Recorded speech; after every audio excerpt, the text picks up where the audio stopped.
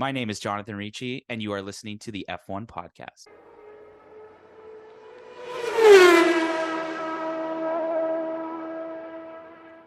What's up, everyone? It is Ricci here from the F1 Podcast. Today is December 5th, 2023. I'm here with my amazing co-host, Andrew Cleary. Andrew, good to see you. We're going to be covering the final race of the 2023 season that happened at Abu Dhabi. And yeah, season 3, episode 32. It's crazy to think that we've already done 32 episodes. We're towards the end of 2023. I mean, we're done of the season, man. Yeah, like that. Like in a flash of a pan, 32 episodes later, we are done the season, but technically not done because we still got a couple fun episodes coming up for our viewers. We have our season review to determine how well we did or how poorly we did in our overall predictions for the year. We will Spoiler be doing pretty bad. we will be doing our second, we'll call it now, annual Formie Awards, and we need you fans. We need your help. We'll have some social media posts about what awards you want to see get voted for. Have some nominations from the fans as well. And then, well, spoiler, we may have secured an interview. We are waiting on that information, but more to come in that regard. So a lot of exciting stuff coming out towards the end of 2023 for the pod. Yeah, one big thing I would just suggest is stay tuned to our social media channels on Instagram, YouTube, Apple Podcasts, Spotify, TikTok. Threads. Totally forgot about Threads and TikTok, all the T's. But yeah, just a lot to kind of cover. And I guess sorry everyone for the delay in this episode. We've just been battling a couple of schedule conflicts since the end of the season, but just happy to kind of sit down and talk about Abu Dhabi, where Max won again. Like a lot of 2023. It came down to Max Verstappen absolutely just slapping the field with the car. Like, just took that RB19 and dominated every chance he had. 19 wins he ended up, 4 sprint wins, 12 pole positions, 21 podiums, 575 points. The greatest season of F1 ever. Especially what he was able to accomplish this year.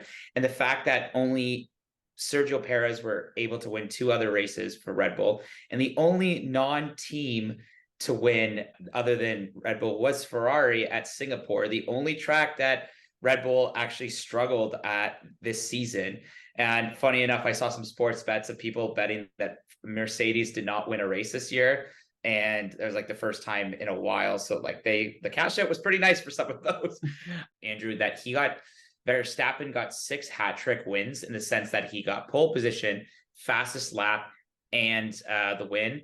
Mind you, he did win 12 from pole, and I think he won 5 of those in second place behind Charles Leclerc. You talk about how Charles Leclerc didn't convert one single pole position this year into a win. You lose. And I think he had like 4 of them too. I'm sorry, did Aston Martin win a race this year? Oh, no. All right, okay, fine. But nor were they supposed to. It's okay if Leclerc is going to sign.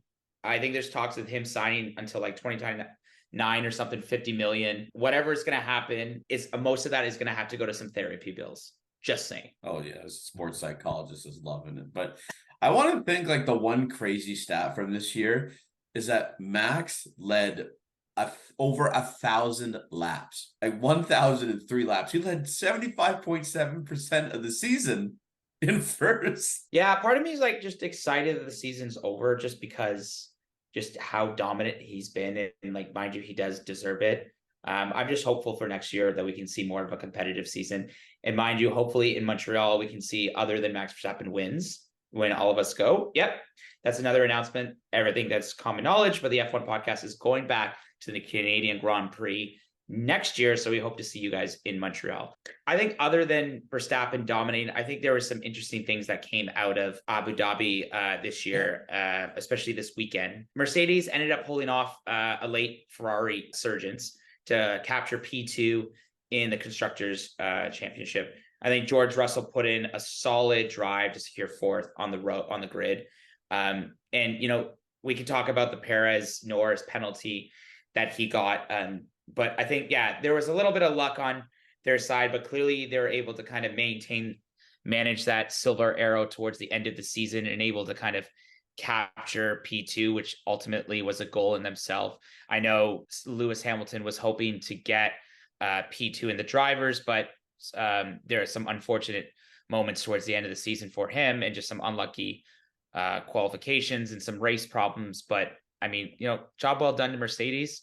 They put a good fight to the end, and even Leclerc tried to we could talk a little bit about that, but I think some kudos has to go to Mercedes for getting P2. Yeah, it was an interesting day because, like, especially on Saturday, we had a lot to fight, right? As you mentioned, it was, Mercedes versus Ferrari for P2 in the constructors. We had Leclerc, we had Norris, we had Russell, and we had Alonso fight for P4 in the in the drivers championship, fighting for P4 in the championship.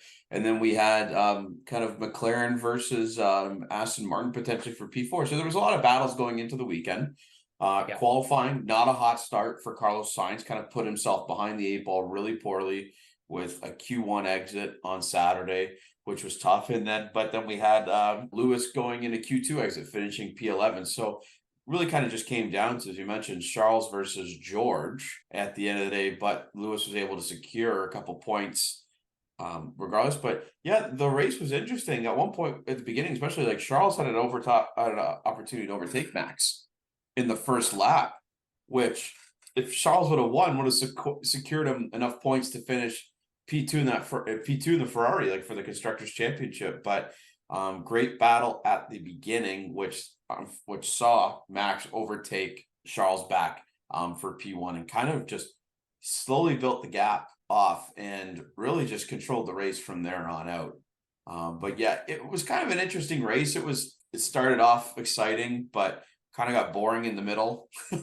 Not much change. And then it really got exciting towards the end. In the final 10 laps, because we had Sergio battling Norris for P4 at the time. And when they banged wheels, Perez got a 5-second penalty for causing a collision. That was massive for George. And I think ultimately, that's what did it. I think people are going off, oh, was that a fair penalty? And was that, I mean, I've watched the video numerous times and I have a lot of respect for Sergio Perez, but, like, maybe if he was turning out, because if you watch the video of them going kind of together, if Perez was doing more of an effort to move to the side, the FIA would have not awarded the penalty. But because it kind of looked like this, I mean, I'm just doing this on camera, but no one could see this.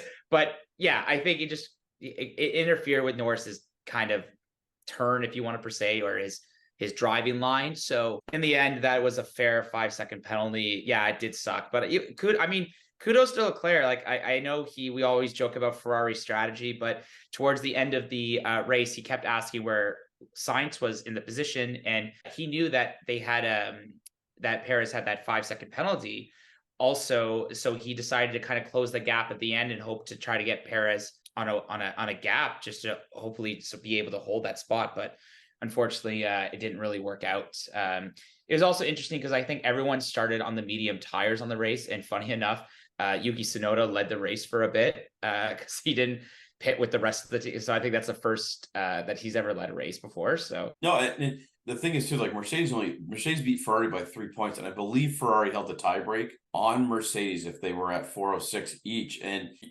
kudos to Charles, because we saw this in 2016 when Lewis tried to hold back Nico Rosberg on the final lap at the Abu Dhabi Grand Prix in order to try and have Vettel and Verstappen overtake Nico so that Lewis could win the championship that year. Didn't happen. And Charles tried to do a version of the same thing by having Perez just stick in his kind of his DRS spot as well as his slipstream to try and build the 5-second gap up to George. But George was strong in his race. Yeah, it was interesting because this kind of I think Ferrari may have gotten a little screwed out of P2, all things considered, if we want to go back to Australia with the ghost 5-second penalty to Carlos Sainz, which took him out from P3 all the way down to P11 because they all ended in under the safety car with a 5-second time penalty. And then in Vegas, right, where they mentioned the quote unquote the rules, but a drain cover to not his fault cost him some points there. So overall in the season, we could pinpoint opportunities for where Mercedes screwed up. But to me, those are the two glaring kind of decisions that were made by FIA that really put Mercedes or Ferrari on the backbone. Especially I like with all the focus being on like Max Verstappen dominating Red Bull, and it's just like you try to say, okay, well, if he's going to keep on winning, let's look at some of these other races that are kind of happening beneath him. Yeah, I believe that was kind of tough, and don't get me wrong, I vented my frustration again. I don't think everybody can hear my frustration, want to hear my frustrations again on that. It's whatever at this point. Like, it was a good fight to the end. I mean, 3 points, you can't really go wrong with that. One thing also, I don't know if we really talk about, and I honestly I did not watch it, but FP1 saw 9 reserve drivers drive for the first time. I think that's the most I've seen at one time. I don't know. Did you catch any of the reserve drivers in the cars by any chance? I didn't catch FP1, but I thought it was a great idea to have 9 of the reserve drivers come. It's kind of like as a showcase, right? End of the year for these reserve drivers, also for Formula 2 drivers trying to grow into Formula 1 as well. It was fun to watch, and it was a fun concept to have. And I guess I didn't really watch it, but I heard it was quite interesting with regards to the times being set in that case. Also, Alonso's 7th place finish was enough to secure 4th in the Drivers' Championship. Congratulations.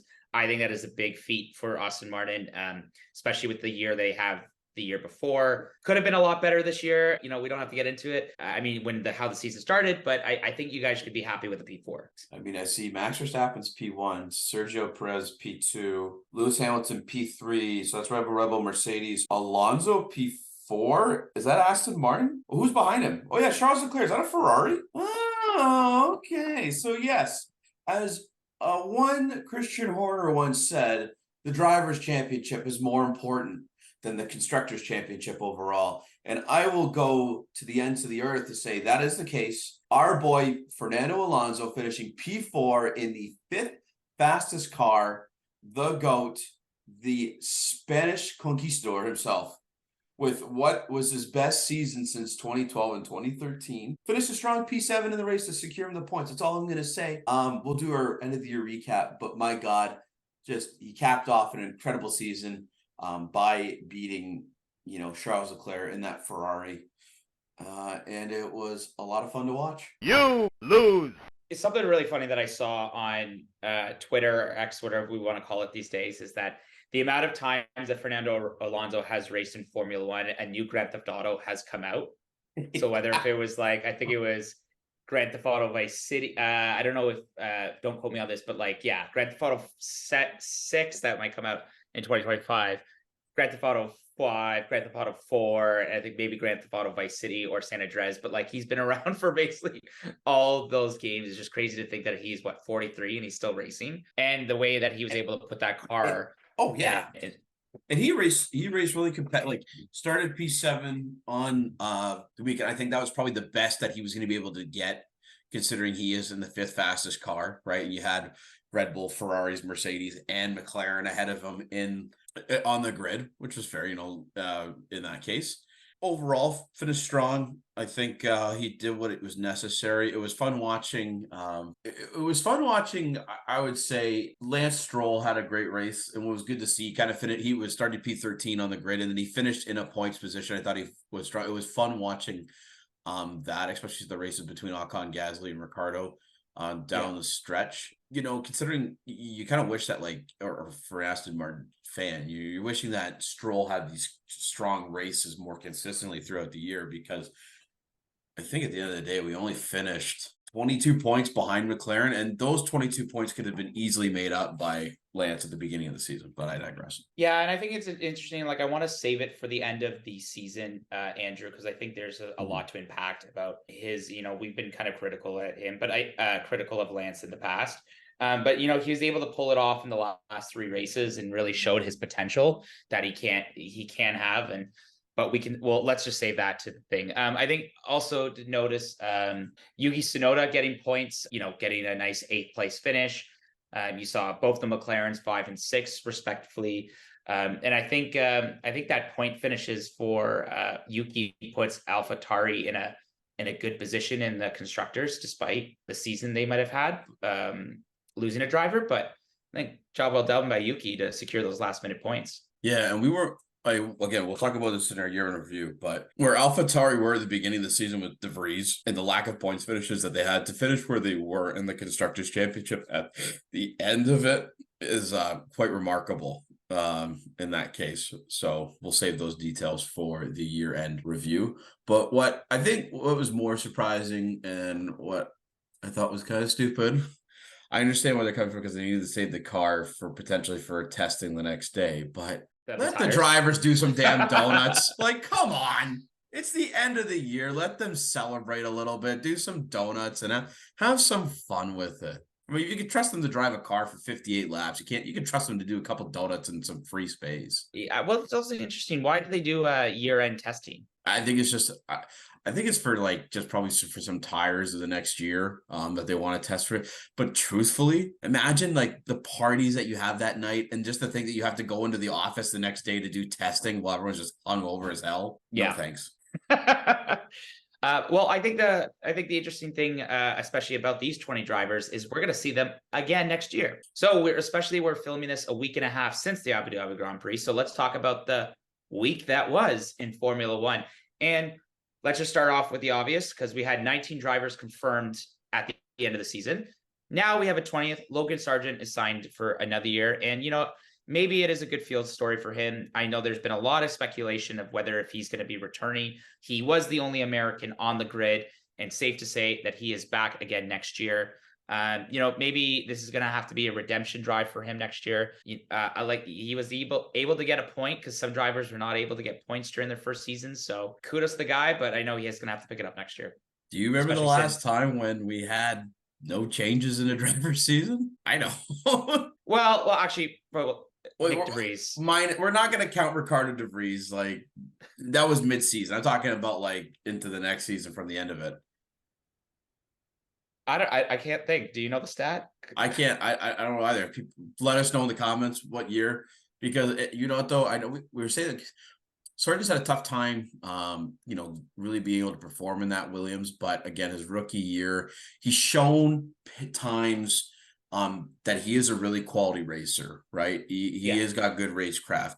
Doesn't have the pace yet, but at least he does have those tangibles of being a solid F1 driver for years to come, and like when you compare him to say like a Mazepin or even De Vries, who just weren't able to do anything in the cars that they were respectively given. I'm happy that Logan was able to come back, and it's also key for growth for a team too, because when you just keep funneling drivers in and out, it's tough to create rapport with them. It's tough to create any consistency with them in the car. And then now that Logan has that kind of rookie year under the belt, I think he's kind of built up his confidence, and I think he may see some better results coming in the next year in 2024. Especially since now it's going to be all the same drivers again. And so the expectations for those 20 drivers, no matter how they did this year, is you're going to have to do a lot better next year. And I could only imagine what the over-under, how many points Max Verstappen is going to capture next year. I think definitely we're very happy to see him on the grid next year. And especially since all 3 American races are returning again next year. Mm-hmm. And speaking about sprint races, we'll have one in the new sprint races for 2024. So we have China. We haven't seen a Chinese race yet. Miami, Austria, Austin, Brazil, and Qatar. I'm just hoping there's some difference with these sprint races. I don't know about you, but I found some of these a bore fest this year. Like, we haven't had a Chinese Grand Prix since 2019. Since 2019. I mean, like pre-COVID, and a lot has changed since then. Like, we're talking cars have changed. We're talking the driver lineups have massively changed. A lot of new rookies have come in and have never driven the track in China. So what do you want to do? Screw the data. Screw them trying to figure out the optimal setup. We're just going to throw a sprint weekend in there when you have one FP session to get the car right, and then it's going to be absolute chaos or mayhem from there. I think it's a little crazy. Like, I understand wanting to try and reinvigorate a race that hasn't been there for 5 years with this quote-unquote sprint format, but expect it to be an absolute crapshoot, I think, for a race next season, because of the fact that teams are going to have little data to go off based on the new cars. and that this is the first time driving for a lot of people in that race. Otherwise, I think they're just trying to make Miami exciting. I think people are done with the BS that's the Miami GP and kind of the whole pomp and circumstances that come with it. So they try to make it more exciting by throwing in a sprint format that weekend. And then otherwise, I like Austria for sprint. I like the Austin sprint. I think Austin Dakota's got a great setup for a sprint format. Interlagos is obviously just, that is the sprints of all sprints. Like that weekend is just the best weekend out there. I kind of wish they replaced Qatar with for sprint weekend format with the British Grand Prix. Interesting. Because that Silverstone sprint format on the Saturday, like the first year it was held, was just, I think it had some good racing. That was very controversial with the Lewis and Max crash on the Sunday. But I think Silverstone's a great track for some sprint racing because there's a lot of opportunities to overtake, and it's quite a fast track in that case. Can you imagine if they did a sprint race for Monaco? It would be like 28 laps at that point. Or not even like 10 laps, bumper cars galore. That'd be a lot of fun. Yeah, and we had a couple of fans that went to the Austin Grand Prix, the ladies from I Give an F1 podcast, and Austin's always a fun time, so I'm happy to see that back on the track for a sprint race. And I just kind of hopeful. I think with some of the new additions, hopefully they can. I'm curious what they're going to do because I remember earlier this season they tried to do that tire selection where they're only allowed to use the certain amount of tires for each qualifying session there. So I'm just curious to see what new things are going to come up for F1. About F1, I think there's a big announcement that the Spanish Grand Prix from 2026 onwards will go to Madrid. Don't know much about Madrid. I've only been to Barcelona. Both Carlos Sainz and Fernando Alonso, it's a big race for them because it'll be their home Grand Prix. Have you seen like the proposed track layout for this Madrid? Okay, it's another street circuit. Like, how many street circuits do we need on the calendar? A and B. There's one point in the proposed street circuit that goes around like a roundabout. I'm like, what kind of track has a roundabout in it involved with the street? Like, this is just wild to me. And I find it funny too how they made these changes to Barcelona Catalunia's track to create for more exciting racing, right? And they got rid of the dumb chicane at the end of the lap last year to make it faster. They decide, screw it, we're gonna go to Madrid in that case, and it's all about the money, obviously, in that case. But I think one person that's going to be very upset with this news is going to be Max Verstappen, considering it was his first ever win in F1 was there at Barcelona. He's had his most podiums there as well. So alienating some of the drivers potentially with this decision. Well, that's what Formula One does sometimes is, when they make changes to the regulations, some people get screwed, some people do better. Just funny thing to note is we want to talk about street circuit. I don't think I've ever told you this, but when I played the F1 2023 game, when it was free for a weekend on my Xbox, when I raced in Las Vegas, F1 did not have the rights to all the hotels. So you might see the building per se that if it's the Bellagio or the Caesar's Palace, but it literally would say Las Vegas Hotel on it. I love it. So at least just get the rights, please. No, that'll be way too much money for them. Then they'd have to put up more barriers for people to watch. Oh, yeah. More film too. But some other exciting news with regards to potentials in F1. John, you alluded to this earlier. It is reported that Charles Leclerc is expected to sign a 5-year extension with Ferrari, making his contract go to 2029 and upwards of 50 million pounds, I believe, or euros. Let's call it euros. What are your immediate thoughts on this extension? I think he's clearly confident in the car and the team. Spin Doctor, Are you sure he's confident in the car and the team? Or does he lack the confidence to drive for another team, considering that he's kind of given everything at Ferrari? Yeah, I'm just trying to also think of where would he go? Actually, no, next year, I think an interesting thing about next year is a number of the drivers' contracts do expire. I think it's about 9 of them expire. It's going to be silly season galore next year. So I guess the question is, does he think that he wants to risk himself in that market next year?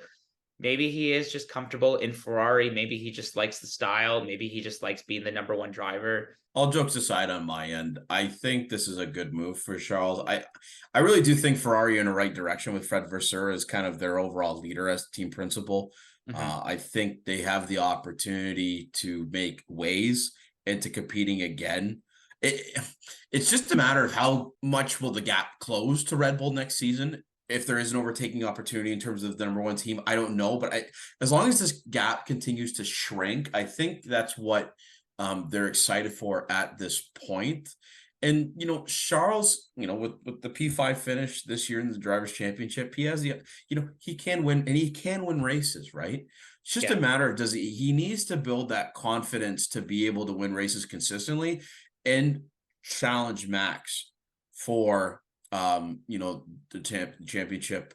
I'm surprised both the team engineers are back this next year, against all things considered, but that's here nor there. You would think that if Fred Vasseur comes in, maybe he wants to change some of that old guard or some of that Matteo Binotto era, or especially like even if the last two seasons for Leclerc have shown it's not always him all the time, that there has been competing interests at the pit wall with his engineers or with his second driver or whatever. So I think overall, I think I'm happy to see him in a Ferrari shirt, and I think Tifosi is happy as well. It'd be hard for me to see him in a McLaren, a Mercedes. Can't say Red Bull. I don't really see that as possible. But yeah, I'm happy when he resigns. It's good.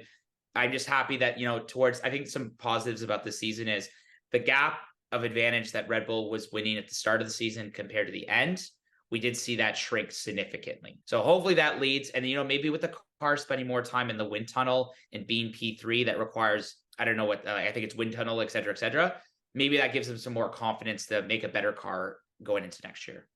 Well, funny you say that in terms of the gap shrinking. That gap not shrinking enough has created or raised some concerns for one driver in the grid, and that driver is Lewis Hamilton. After the Abu Dhabi Grand Prix, he kind of had some interesting remarks on on his post-race interview, considering how his major concern was the fact that since Red Bull haven't developed a car since August and they still beat everybody by 17 seconds. Oh my goodness. What does Mercedes development look like for 2024? And Toto has come out apparently on the record and said that it is going to be a completely new car design for 2024. And that's what needs to happen. They have not been able to figure out the last 2 years in terms of the Mercedes quality that we've been accustomed to since 2014, and them dominating the field. They've been now dominated by their rival in Red Bull quite handily over these past 2 seasons, and that them fighting for P2 is just kind of like an afterthought at the point, considering how Red Bull just pulled away from them from P1 out of the get-go. So if you're losing, I can see why you're concerned, because you see how if a team hasn't developed their car for 3 months and still win by 17 seconds, that's a big gap. But if I could play devil's advocate, like he's definitely said this before in the past of his car, and he's proven to go on and race really well. Like, mind you, like I do like take it with a grain of salt with some of these comments, but like I get it. If Red Bull is not developing their car from August and still kicking butt like left, right, and center, it's like, I would definitely feel weird going into the next season. And then I will never forget when George Russell said that his car looked amazing on the first thing, and everyone just laughed at him. I was like, no, your car looks like a. Even Nicholas Latifi trolled him. Like, come on. Nicky boy, the GOAT. Even, he even trolled Russell for how bad the car looked like last year. But hey, a lot of people are, they all look up to like Lewis Hamilton and really want to be him as a role model. And let's just talk about Joe challenging his inner Lewis on social media. I don't know, kind of like the same. I know they've been competing between style all season, but I think now he had the dreadlocks at one point during the break. Yeah, man, he went the full on dreads. It was quite. I love the style from Joe, but yeah, he's channeling his inner Hamilton. The hairstyle looks the same, and if you want to idolize your idol, got to be like your idol in that case, right? And yeah, I think it looks really good on him. To be fair, Kudos to him. well, and speaking of Zoe's new team or Zoe's team, Sauber, really, they're going to announce their new name pretty soon. Going to go against everybody's traditional like UK launch or whatever. That they may announce a new team as early as December 10th when the FIA kind of announces all of the teams ready for the sports like for each sports class for the upcoming season. We might know the new team of Sauber by that date. Yeah, and definitely will be interesting because like I think we're filming this on December 10th, and so that's 5 days away, and we've been seeing a lot of rumors of what the team could be. I've heard some like things on F1 trolls, the Red Bulls or like the Red Bulls. Yeah, it's been interesting. I don't know. What do you think the team name could be? Put it in the comment section below. Is this just a whole plan that Audi just comes out of nowhere and it just names the team Audi? But yeah, I'd be curious to see how that plays out. Yeah, no, I agree. Should be quite interesting. But there was a very, very, very dramatic development this week, John. Some people may be on Santa's naughty list this winter time, and they may be living in the same household. So the FIA have felt it needed to act upon complaints from F1 team principals regarding the activities of a certain couple in F1. This being Mr. and Mrs. Wolff, Toto and Susie Wolff. Toto Wolff being the team principal of Mercedes, and Susie managing the director of the F1 Academy, which runs its rights by the F1 commercial, rights holders. It's understood that there have been concerns that these pairing, because of of their positions, have been privy to some information that have not been normally available in regular channels, and this was kind of alluded to in, I believe it was Singapore last year. When Toto kind of came out in front of all the team principals and stated that he knew what everyone's 2021 cost cap status or their cost cap allowances were, their budget if they went over or under before anybody else knew, and that he kind of caught his hand caught in the cookie jar in that case. So it goes to show that there could be viewed as a conflict of interest in the suggestion that Toto has access to confidential knowledge about the activities of FOM, which rivals team bosses do not have, while Susie is well briefed on team principals discussions, which can be then used for FOM in that case. So what are your thoughts on this overall situation? Because this is some big allegations being spread, right, in terms of insider information. I mean, one, I want a cookie right now. If I could just cut the tension with the knife. Two, absolutely wild. This is all happening after the season. And three, like, who would have brought this up other than the team principals? Like, I think it's like, are some principals like having an issue that they like Mercedes had that like late surge in the end of the season? I don't know, Andrew. This just is like it's tough for me to really take a position because I really have no idea, and I just kind of want to sit back and just wait to see what happens. And by FOM I mean by it's the acronym is Formula One Management. Yeah. In that case. So Ben Suleiman, the president director of the FIA, has asked the FIA compliance department to investigate.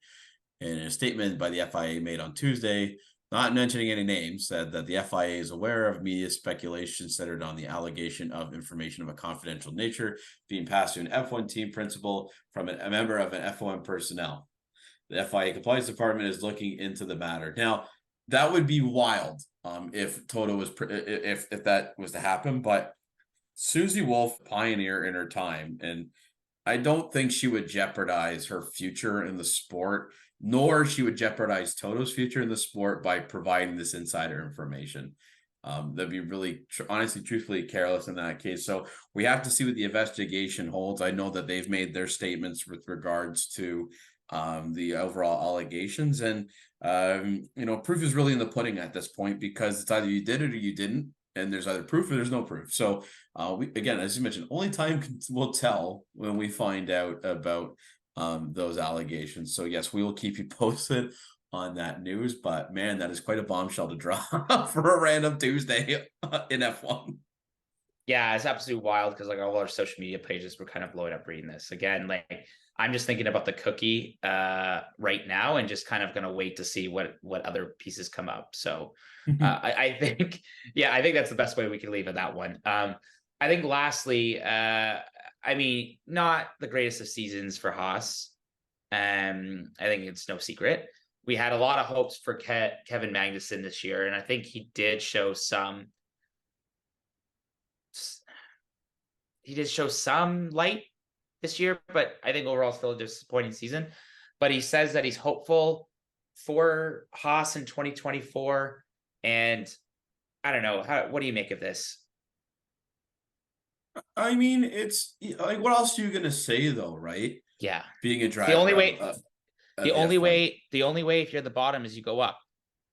Yeah, I mean, you can't go any farther down than 10th, which they are, Yeah, there's no which they relegation finished. Like, system. this was, Haas are an interesting case because they find so many ways to save money, and have little as budget as possible. Yet, yeah, I'm sure Gene needs to put some more, Gene needs to put some more money into this damn team, man, and really invest in it's going forward. Otherwise, why are you even here? It. I think their best result this year was a P7 finish, in Australia, and they hadn't scored since Singapore, which was like, seven races to close out the season. In between that, they hadn't scored, and I want to say like it was like 9 or 10.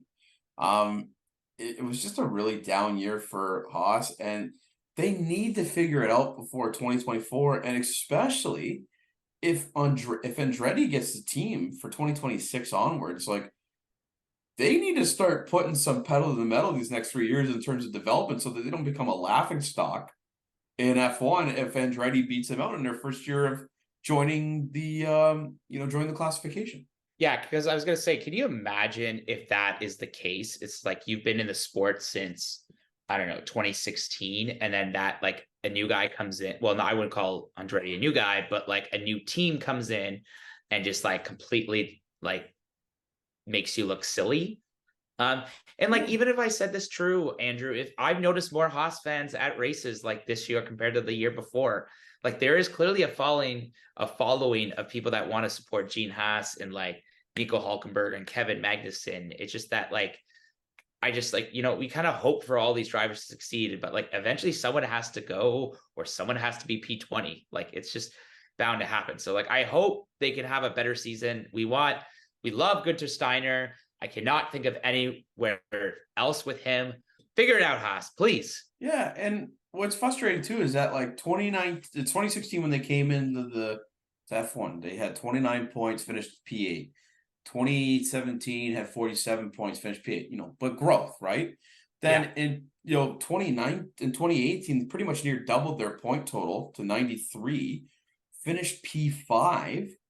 Had a lot of high hopes, and ever since 2019 when they went to Rich Energy, that didn't work out, but kind of went. They've only scored 80 total points since their 2018 season. That's 5 years. They've only scored 80 points in 5 years, considering they did that. They've scored 93 themselves. Like, they're still behind the 8 ball from their 2018 season after 5 years of racing. And it's just like they were abysmal in 2021 with Mazepin and Schumacher. Showed some semi-promise before us, between Bahrain and Austria last season. And then from France onwards, they have been abysmal. They have a car that can compete in. They have a car that can compete in the qualifying, but they just cannot compete on race pace. They cannot find a way to liven the tires up or keep life in them long enough to race, and it's quite an interesting anomaly considering that they've been in the league. They've been in They've been in F1 for now, 8 seasons? Yeah, and especially that like they were able to capture, I think was it their first pole position ever last year, and I think it was Brazil. So I don't know, we're just kind of hopeful. Like I think it'll be tough for a podium for them next year, but I mean, I think if a P8 finish higher in the constructors would probably be best for them, but I don't know. So And massive respect to Nico Hulkenberg, who's called out his team consistently throughout the year, saying, this is really unacceptable. And it is, like, when you have two veteran drivers like Nico and Kevin, like, you need to listen to them because they know how a car can operate well to score points. And it's really a matter of time for Haas to be able to run, because I think if Andretti overtakes them in this, if they do come in, say 2026, I don't know how long Gene Haas is going to continue funding this team. I think time will definitely tell, Andrew, and I think especially going into this break, I think a lot of those questions will probably have to be answered, and especially at their AGM or something like that. So I think lastly, before we kind of finish this episode off, is there anything else that we should talk about? Also, I forgot to mention this. I'm a really bad co-host. It is Erica Hollingsworth's birthday today, and she just messaged us. She couldn't make it to this week's episode because it was her birthday. So on behalf of myself, Andrew, and everyone from the team, happy birthday, Erica. We love you. We're so happy to have you on the pod. And just hope you just enjoy that free Starbucks drink that you can get today. And we'll see you in the next episode. So yeah. Oh yeah. Happy birthday, Erica. We love you to the moon and back. Even if you're a McLaren fan. We understand. That's okay. But no, as mentioned, we're gonna have another episode coming up soon with regards to our year-end review. So please stay tuned to that. And as well, we're having our second annual Formies come up. So fans, please send in your awards. Please send in your nominations. We cannot wait to host those two. Our goal is to have them before the end of 2023. I know that coming up for us, work and Christmas are quite intense, but we're going to do our best to get both of those out before the end of the calendar year, because we are looking forward to 2024. And I believe it's only like 80 some odd days until we race in Bahrain again. Ricci. Who's counting? I am. Anybody who runs a Formula One podcast is counting. Anybody who follows the sport.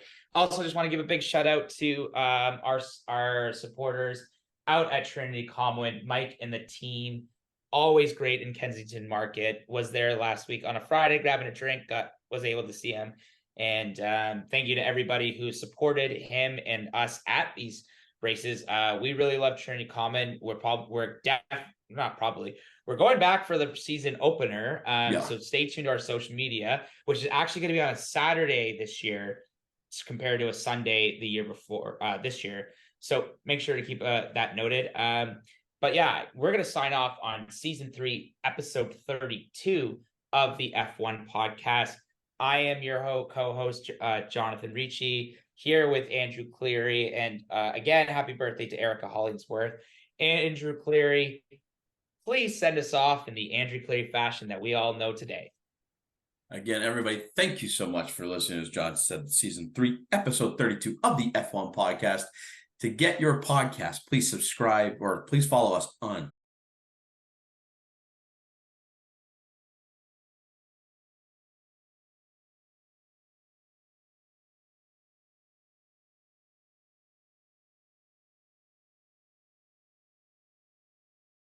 Apple Podcast, Spotify. Subscribe to X Ricci on YouTube. Follow us on Instagram at f1.podcast and follow us on TikTok at f1.podcast for all of your content needs. We will see you in a couple weeks to determine how poor or how well we did for our preseason predictions. I think we got Max Verstappen correct. We'll see if we got everyone else correct. Have a great day, everybody, and see you on the flip side.